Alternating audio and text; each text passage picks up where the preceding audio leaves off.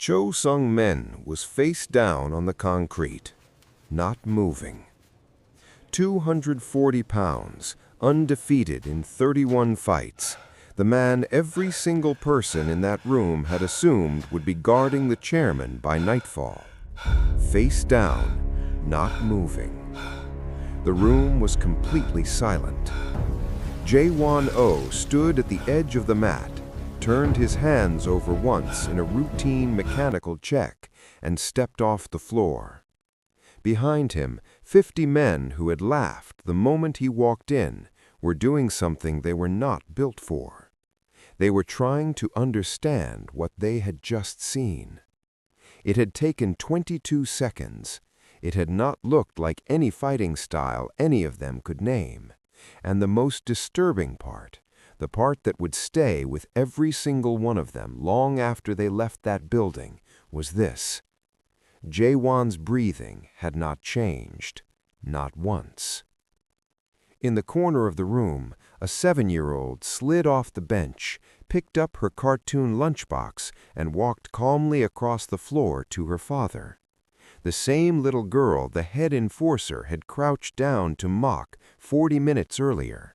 The same little girl who had looked him dead in the eye without flinching and said, "He knows exactly where he is. That is why you should be scared." Nobody had believed her then. Every single person in that room believed her now. "Dad," she said, looking up at him, "are you done?" He looked down at her. "All done." "Can we get ramen?" "With extra egg," he said. And they walked toward the exit together, calm, unhurried, ordinary, while the best fighter in the room was still being helped off the floor. But that moment, that 22 seconds on a concrete floor in the basement of a building most people did not know existed, was not the end of anything. It was the first move in something far more dangerous than a tryout. And Jae-won-oh had known that before he ever walked through the door. 3 hours earlier, the city was doing what it always did at 6 in the morning, moving without asking anyone's permission. Jae-won stood at the kitchen counter in a small apartment on the 14th floor of a building that had seen better decades. The wallpaper near the window had started to peel at the corner. He had been meaning to fix it for 8 months. He made a mental note again and knew he would not get to it today either. He was making 2 lunches, one with extra kimchi, one without. Min-soo had decided 3 weeks ago that she no longer liked kimchi, a position she held with the absolute moral conviction of a 7-year-old who had recently discovered she had opinions. He did not argue with her about it. He simply moved the kimchi to his side. Min-soo appeared in the kitchen doorway, still wearing her pajamas, her hair going in 4 directions, holding a stuffed bear named Daku by one ear. "You're dressed already?" she said, looking at his jacket with the investigative focus of a child cataloging inconsistencies. "I have somewhere to go this morning," he said, "before school." She studied him for a moment. "Is it dangerous?" He looked at her. He thought about the question seriously, which was the only way he knew how to think about things. "No," he said. She nodded, satisfied, and climbed onto the kitchen stool. She trusted him with a completeness that he had never once taken lightly. He was aware every single day that her trust was the most valuable thing he had ever been given, and the most fragile, and the most important not to break. He packed her bowl in front of her. She began to eat with the focused efficiency of someone who had places to be. He watched her for a moment, this small, serious person who looked like her mother around the eyes and like no one he had ever met anywhere else in every other way. 3 years since the accident, 3 years of learning how to be both people at once, how to be the one who leaves for work and the one who is always there, how to carry something heavy without letting her see the weight of it.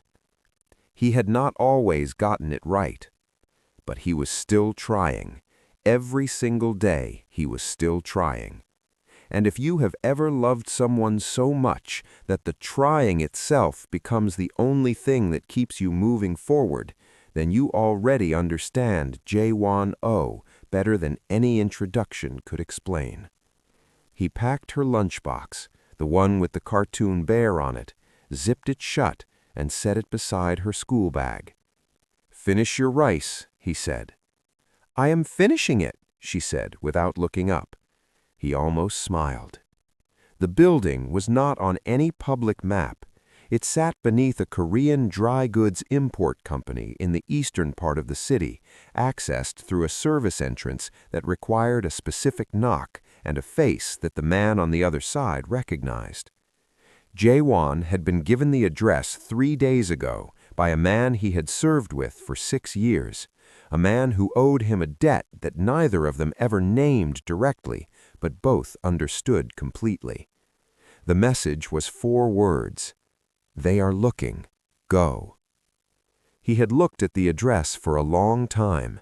Then he had folded the paper and placed it in his jacket pocket and gone to help Min-so with her homework. He had thought about it for 3 days. Not about whether to go. That decision had made itself the moment he read the address. He had thought about what it would mean if he got the position: stability, a school with better teachers for Min-so, the ability to fix the wallpaper and mean it. He had thought about what it would mean if something went wrong. He had pushed that thought to a place he kept things he could not afford to spend time on. Now he stepped through the service entrance and descended the stairs and walked into the underground training hall and understood immediately that this was not a room that had been designed to welcome anyone. The hall was concrete from floor to ceiling. Industrial lights hung overhead without warmth. 53 men filled the space, arranged in loose clusters, each one carrying the particular posture of someone who had decided the outcome before the event began. Former military, underground fighters, men whose professional history existed in records that most governments kept in separate filing systems from ordinary people. The air smelled like liniment oil and the specific tension of men who are competing without yet having started. Jae-won stepped through the entrance and read the room the way he had been trained to read rooms. Exits, sight lines, positions of weight, who was watching the door, who was watching the other men, who was watching nothing because they had already decided they didn't need to. He had 6 seconds to complete this assessment. He used 4. Then a voice cut across the room. "Look at this." Ryun stepped forward from the far wall. He was the head enforcer, the chairman's current lead guard, a man who had held that position for 6 years through a combination of genuine skill and the kind of territorial instinct that made him dangerous even when he was standing still. He was broad through the chest, controlled in his movement, and possessed of the specific confidence of someone who had never seriously been made to question himself. He crossed the floor with the ease of a man who owned every room he entered, and he stopped directly in front of Jae-won. Behind Jae-won, Min-so stepped closer and held her lunchbox with both hands. The laughter started then. Not all at once. It moved through the room in a wave, one man catching it from the next, until the sound filled the concrete space and bounced off the walls and became something large and unkind. Ryun looked down at Min-so. He crouched slowly, deliberately, the way a man performs an action when he wants an audience to see it. "Does your daddy know where he is, little one?" he said. His voice was almost gentle. That was the worst part of it, the gentleness of it. Min-so looked at him. She did not step back. She did not look at her father for reassurance. She held Dak-gu's ear a little tighter and looked at Ryun with the steady, unimpressed focus of a child who had heard adults say foolish things before. "He knows exactly where he is. That is why you should be scared."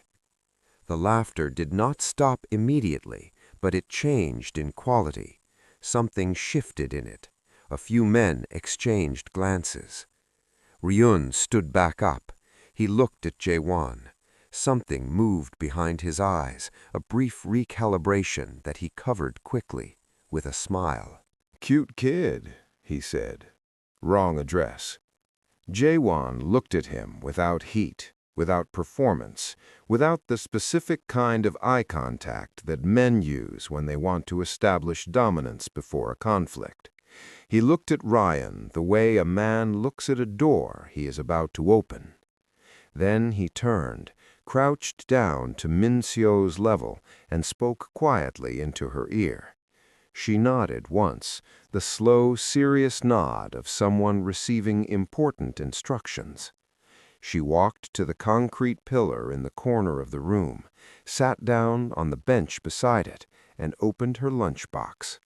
She took out a small wrapped rice ball and began to eat it with complete composure. Jae-won stood back up and walked onto the floor. On the upper level, behind a panel of smoked glass that looked like a wall from below, Chairman Bak sat in a straight-backed chair and watched. He was 68 years old. He had the unhurried quality of a man who had stopped needing to prove anything to anyone a very long time ago. His hands rested in his lap. His face gave nothing away. He had built an organization that moved money and protection and influence through 6 cities, and he had done it by being the most patient man in every room he had ever occupied. His personal aide, a careful young man named Sung, stood 3 steps to his left. "Sir," Sung said quietly, "the next candidate is outside, the one from the late submission." The chairman did not respond. He was watching the monitor. Below, Jae-won was walking across the training floor. Behind him, a small girl with a cartoon lunchbox had settled onto a bench with the composure of someone who did this regularly. The room below was still laughing. The chairman was not laughing. He leaned forward slightly. It was a small movement. Sung noticed it because in 6 years he had never seen the chairman lean forward for anything. "Watch his eyes," the chairman said quietly. "Not what he does, his eyes." Sung looked at the monitor. He was not sure what he was supposed to be seeing. The chairman was already seeing it. The assessment round came first. Each candidate was walked through a scenario, a simulated protection environment, a crowded event space rendered on the screen at the front of the hall, a principal figure moving through frame, multiple actors, multiple variables. Each man had 90 seconds to identify threats and propose a response. The men ahead of Jae-won arrived at the assessment position with the confidence of people who had done this kind of test before. They named the obvious variables: the man near the exit, the elevated position on the left, the vehicle that had been parked too long. They spoke with authority and received approving nods from the 2 examiners seated at the side table. One man with a scar across his chin identified 5 threat positions in under a minute and sat back down to quiet approval from the men around him. Jae-won came to the assessment position and stood still. He watched the simulation run for its full duration. He did not take notes. He did not gesture. He stood with his hands at his sides and watched with the focused stillness of someone who was not observing the surface of the thing, but reading underneath it. The simulation ended. The examiner looked up. "Your assessment?" "The man at the east entrance is not a threat," Jae-won said. "He is positioned wrong for engagement. He is watching the woman near the pillar, not the principal. The woman near the pillar has not moved her right hand in 40 seconds. She is the threat, and she is not working alone. A pause. The second actor, Jaewon continued, is the server in the gray jacket who refilled the glass in the center table 4 minutes ago. He has not gone back to his station. A server who refills a glass during a high traffic period and then does not return to his station either has been told to stay in position or has chosen to. Neither of those is a good reason at an event like this. The room was quiet. He said, "The exit on the left has been propped open by something placed at the bottom of the door, something flat and deliberate. Someone on the outside has already staged their approach angle. Whatever is coming from the left, and it is coming in coordination with the woman at the pillar. The man at the east entrance is a distraction, a very well-placed one." "All 6 marked threat positions," one examiner said slowly, "plus 2 unmarked variables not included in the brief." "Correct," Jaewon said. He returned to his seat. Ryun, standing against the side wall, looked at the floor for a moment. Then he looked at the bracket sheet in his hand. Then he looked at Jaewon.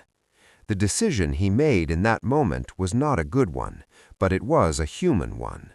It was the decision of a man who felt something slipping and reached out to stop it the only way he understood.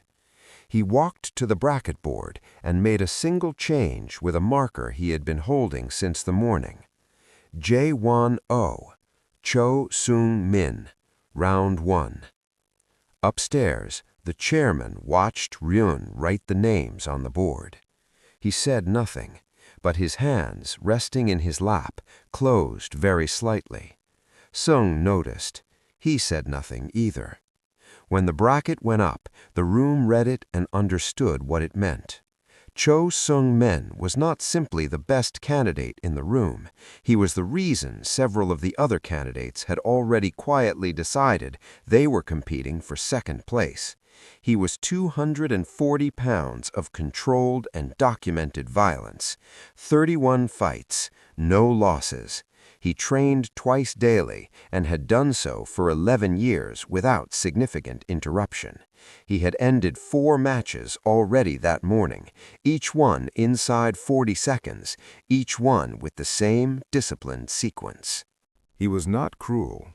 That was the thing about Cho that most people misunderstood. He was not cruel. He was simply operating at a level where most opponents did not register as opponents. They registered as problems with predictable solutions. He read the bracket and looked across the room at Jaewon. He gave a short nod, not dismissive, almost respectful, the nod of a man acknowledging a formality before completing it. The other men drifted toward the walls. Someone translated for a foreign candidate what was about to happen. Phones appeared. The energy in the room had shifted from competition to theater. Jaewon walked to the corner where Min-so was sitting. He crouched down to her level. She looked at him with the careful attention she reserved for things that mattered. He said something quietly. She listened. Then she reached into her lunchbox and took out a small folded piece of paper and placed it in his hand.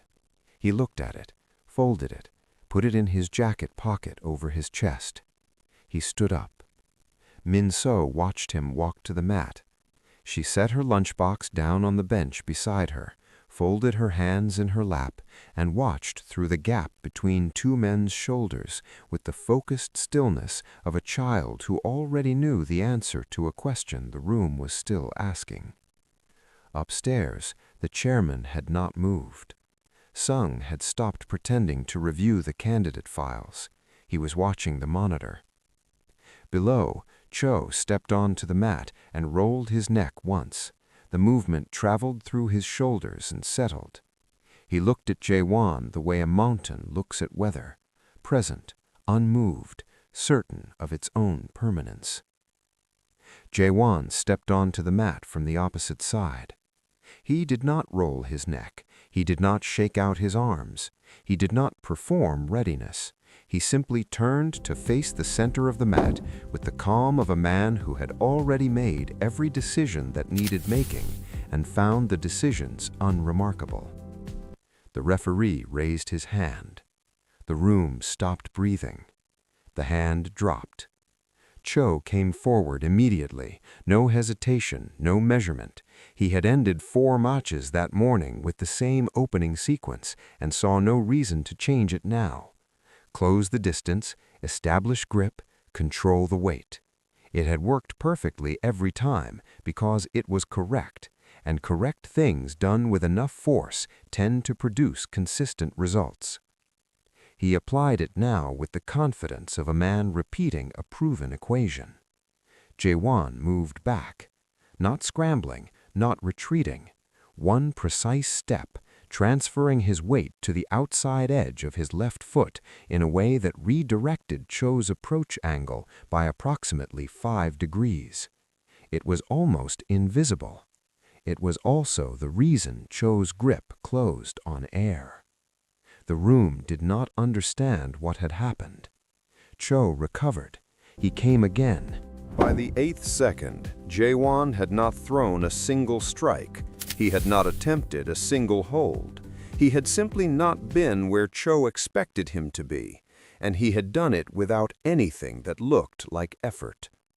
He was giving Cho fractions of openings, a dropped shoulder, a half step of apparent weight shift. Each time Cho read it and committed, and each time the follow-through arrived at nothing. Upstairs, the chairman had leaned forward again. He was watching Jae-won's eyes on the monitor. He had been watching them since the assessment round. They were not tracking Cho's hands. They were not tracking his feet. They were still in a way that fighters' eyes were almost never still during engagement. They were reading something that existed below the level of individual movement, some pattern, some sequence of information that repeated itself in the architecture of how Cho approached problems. Sung said quietly, "He hasn't thrown anything." "No," the chairman said, "he is learning him first." At the 14th second, something changed in Jae-won's eyes. A small contraction, barely visible on the monitor. The chairman saw it. He sat back. He knew what it meant. He had seen it once before, 20 years ago, in a man who saved his life in a situation he did not discuss with anyone. It meant the learning was done. It meant what came next would not take long. At the 15th second, Jae-won stepped in instead of back. What followed happened in a way that the room could not cleanly track. One arm positioned at Cho's elbow at the precise angle that converted grip strength into a liability. The other made a small, decisive adjustment to the base of Cho's center of gravity. Not a throw in any classical sense, but a redirection so exact that Cho's own committed momentum became the entire mechanism of what happened next. Cho Sung-min, 240 pounds, 31 fights, 0 losses, hit the concrete floor face down and did not move. Total time, 22 seconds. The room did not react. Not for 4 full seconds the room produced no sound at all. Because what they had watched had not looked like winning. It had looked like something being demonstrated, like a man showing a class the correct answer to a problem, not to show off, but because the problem was in front of him and he knew the answer. Jae-won stepped back. He turned his hands over once, the mechanical check of a man confirming his tools are undamaged. He stepped off the mat. A paper cup fell from Ryun's hand. It made a small sound against the concrete. That was the only sound in the room. The phones that had been raised to record what their owners had assumed would be a short, satisfying humiliation were still recording. No one had thought to stop them. Min So slid off the bench.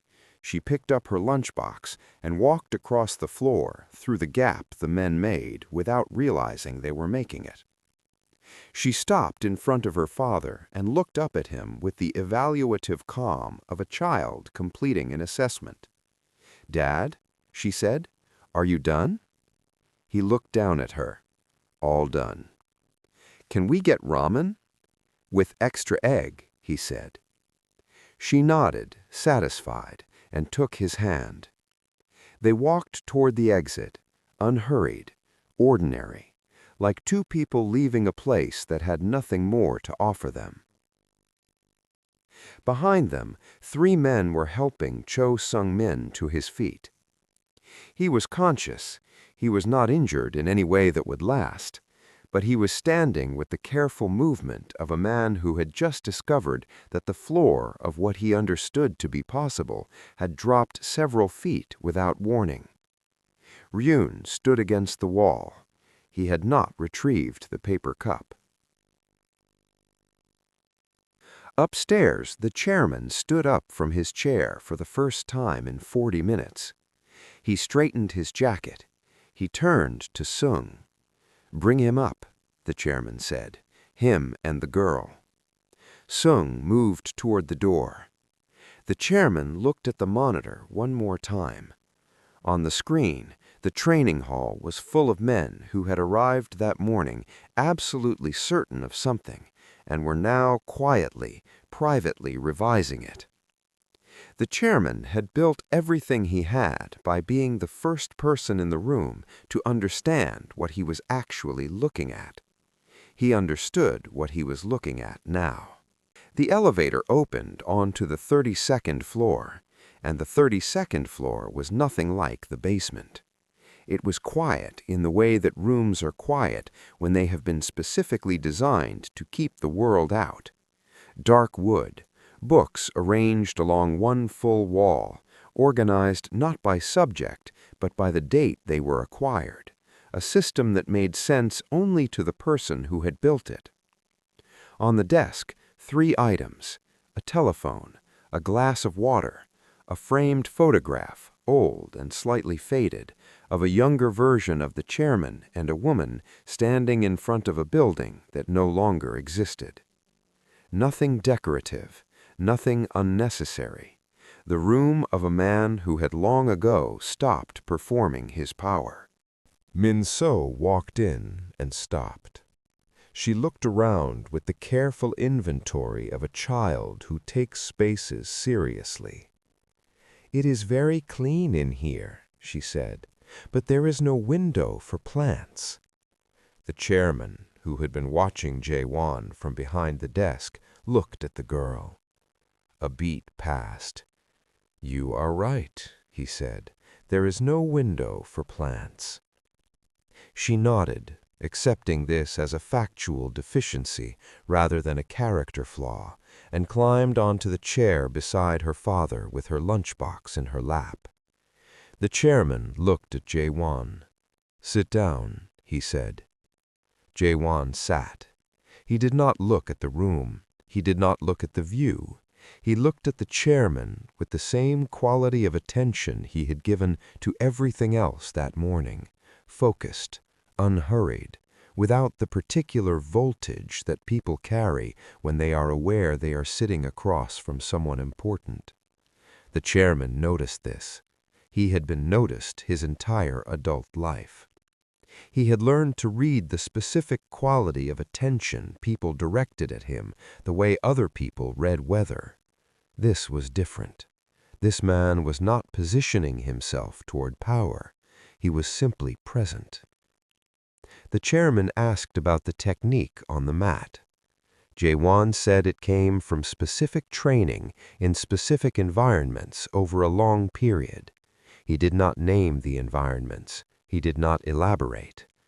The chairman asked about his service background. Jae-won said that information was in whatever file had been submitted with his name. The chairman looked at him for a moment. Then he said, "Why did you come today?" Jae-won was quiet for 2 seconds.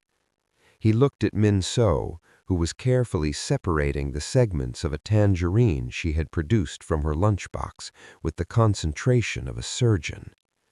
Her school has a science program. The good one is not in our district. The district transfer requires proof of financial stability over 12 consecutive months. The chairman said nothing. She wants to study how plants grow, Jaewon said. She has 3 seedlings on the kitchen windowsill. She checks them every morning before breakfast. She has been checking them for 4 months. The room was very quiet. Min-so looked up and held out a tangerine segment to the chairman without being asked. He looked at it for a moment. Then he took it. She went back to her tangerine. The chairman set the segment down on the desk beside the glass of water. He looked at it for a moment. Then he looked at Jaewon. He named a salary. It was generous, more generous than Jaewon had calculated as reasonable for the position. Jaewon did not react to the number. He said, "That is acceptable." The chairman almost smiled. It was a very small movement, but it was there. He slid a single card across the desk. "Start tomorrow, 7 in the morning." Jaewon picked up the card. He stood. He looked at the chairman with the same expression he had carried since walking in that morning, direct, quiet, and completely absent of performance. "Thank you," he said. The chairman nodded. Jaewon turned to Min-so. "Time to go." She wrapped the remaining tangerine segments in a small piece of cloth she produced from her pocket, placed it in her lunchbox, and slid off the chair. She looked at the chairman one more time. "You should get a plant, a pothos. They do not need much light." The chairman looked at her. "I will consider it," he said. She nodded, satisfied, and took her father's hand, and they walked out. The room was very quiet after they left. The chairman sat for a long time without moving. He looked at the tangerine segment on the desk. He looked at the framed photograph of the woman who had told him once, a long time ago in a different life, that the way a man treats small things tells you everything about how he will treat large ones. He picked up the telephone. Downstairs, Ryun received a message on his personal phone. He read it standing in the corridor outside the training hall, where the 50 remaining candidates were quietly gathering their things. The message was from the chairman's office. It was 3 sentences. "The position has been filled. You will be reassigned to the Northern Logistics Team effective immediately. Return your access credentials to Sung by end of day." Ryun stood in the corridor for a long time. He had been in that building for 6 years. He had given those years completely, without reservation, without asking for anything except the position he had held and the respect that came with it. He had been certain when he saw Jaewon walk in that morning that certainty itself was on his side. He put the phone in his pocket. He straightened his jacket. He walked back into the training hall to collect his bag. He did not look at the mat. That evening, Jaewon made 2 bowls of ramen with extra egg. He placed Min-so's in front of her and sat across from her at the small kitchen table while the city pressed its light against the window glass. She was telling him something about a girl at school who had said something incorrect about butterflies and had refused to be corrected, even after Min-so had provided the correct information twice. She found this baffling. She found most forms of willful ignorance baffling. He listened with the full attention he gave her always, and at the end of her account he said, "Some people need more time to accept new information." She considered this. How much time? "That depends on how long they have believed the wrong thing," he said. She thought about this seriously while eating her ramen. He watched her think. There are people in your life, if you are lucky, who are both very young and very wise, who remind you without trying to that the things worth doing are usually simple. Check the seedlings, eat breakfast, give a tangerine segment to a stranger. Trust the people who have earned it. J1O was not a complicated man. He had learned through years of specific and difficult experience that complexity was usually something people added to things that were actually simple, because simple things required you to do them rather than only to think about them. He had decided to come this morning. He had prepared Min-sa. He had walked into a room full of men who had already written the ending, and he had simply done the next thing, and the thing after that. He had not done it to prove anything.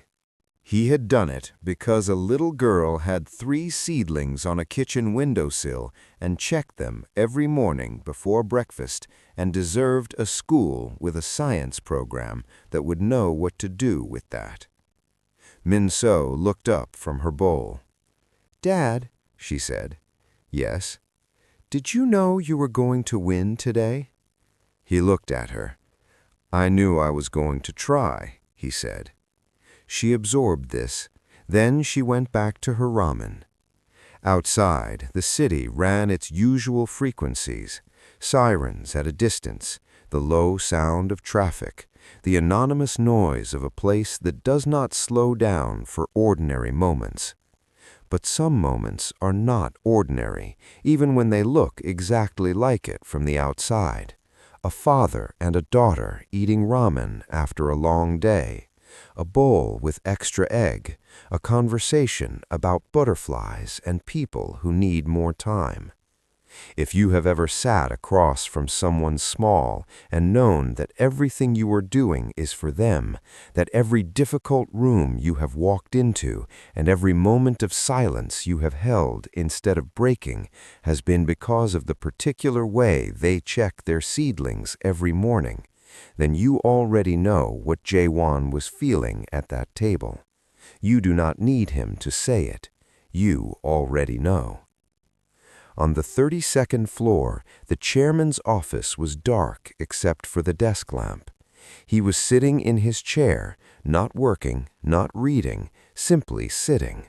On the corner of his desk, placed there by Sung without comment or explanation some time in the last hour, was a small pothos cutting in a plain white cup of water. A note beside it, in Min-so's careful 7-year-old handwriting, read, "It will grow roots in the water first, then you plant it. Be patient."